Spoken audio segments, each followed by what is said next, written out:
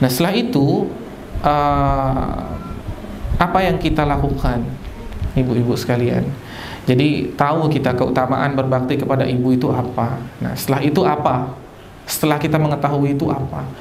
Setelah kita tahu lelahnya, setelah kita tahu perjuangan seorang ibu, setelah itu apa yang harus kita lakukan?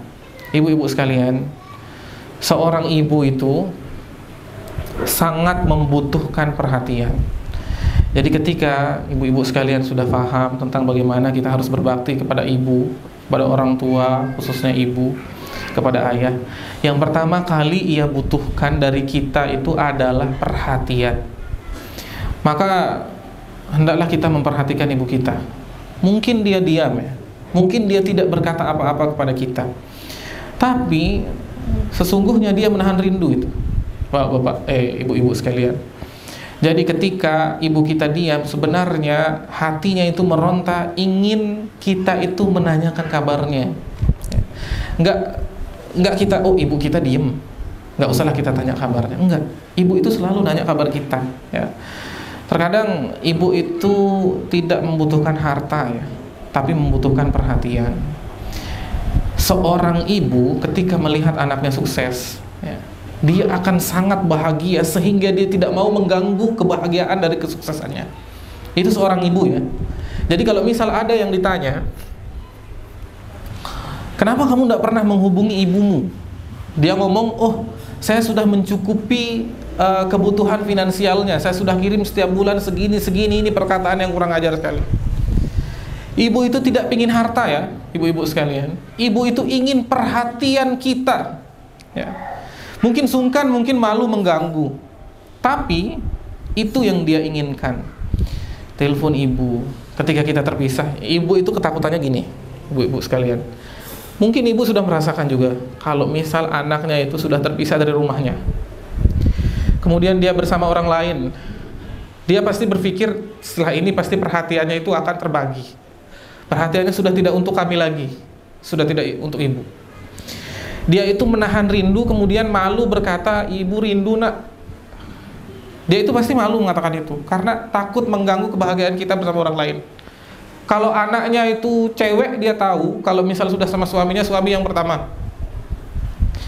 Kalau misal anaknya cowok, dia tahu pasti perhatiannya akan lebih ke istrinya.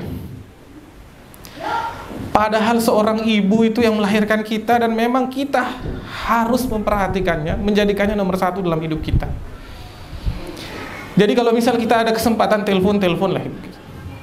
Jangan sampai dia menunggu dalam resah. Jangan sampai kerinduannya menggerogoti kesehatan dan tubuhnya. Kalau misal ibu kita memerintahkan kita untuk pulanglah. Saat ada izin suami untuk pulang, maka pulanglah. Saat ibu kita meminta, maka itu adalah batas akhir dia dalam hidupnya untuk berusaha. Bantulah dia. Bagaimanapun keadaannya, bantu dia. Anak cerita sedikit. Ini kisah Hana ya. Abi ada itu meninggal ketika keadaan ekonomi itu sulit sekali.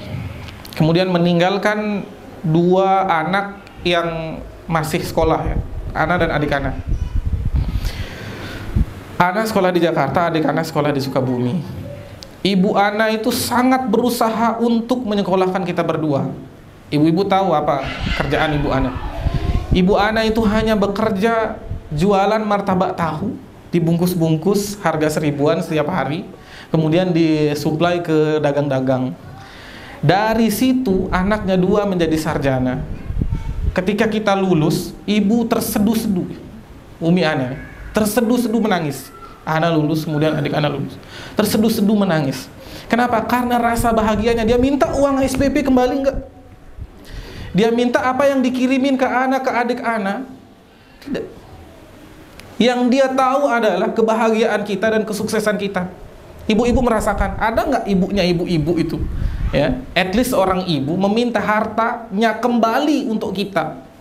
Demi Allah, ibu-ibu sekalian, apabila kita mengumpulkan harta seumur hidup kita, kemudian menjadikannya satu, tidak akan mampu untuk mengganti setetes air susunya, maka jangan hinakan orang-orang atau jangan hinakan ibu dengan hanya memberinya harta saja. Harta nomor satu, perhatian itu yang dibutuhkan oleh seorang ibu. Jadi jangan sampai kita kurang ajar ya, ibu-ibu sekalian, kepada ibu kita. Karena sesungguhnya orang yang paling berhak untuk mendapatkan jerih payah dan keringat kita, kebaikan kita, adalah seorang ibu, demi Allah. Coba ibu-ibu ingat ketika ibu-ibu kecil, ibu kita menjadi pembantu kita gratis tanpa ada biaya. Ketika kita menangis, ibu kita tersenyum saat melihat kita tidur pulas padahal dia belum bisa tidur semalaman.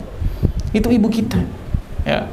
Jadi jangan sampai ini tidak terlintas ya di kepala kita untuk memperhatikan ibu kita. Jadi banyak orang zaman sekarang yang luput terhadap hal ini. Padahal Nabi SAW mengatakan secara khusus, ya, tabi'in yang terbaik itu adalah Uwais. Maksudnya apa? Ketika Uwais itu berbakti kepada orang tuanya, terkhusus ibunya. Jadi seorang tabi'in yang kesolehannya luar biasa setelah para sahabat, yang paling baik dikatakan oleh Rasul SAW itu adalah Uwais. Kenapa? Karena dia berbakti kepada ibunya. Ibu-ibu sekalian, itu yang ingin Anda sampaikan dari apa yang diinginkan dan apa yang dirasakan oleh seorang ibu.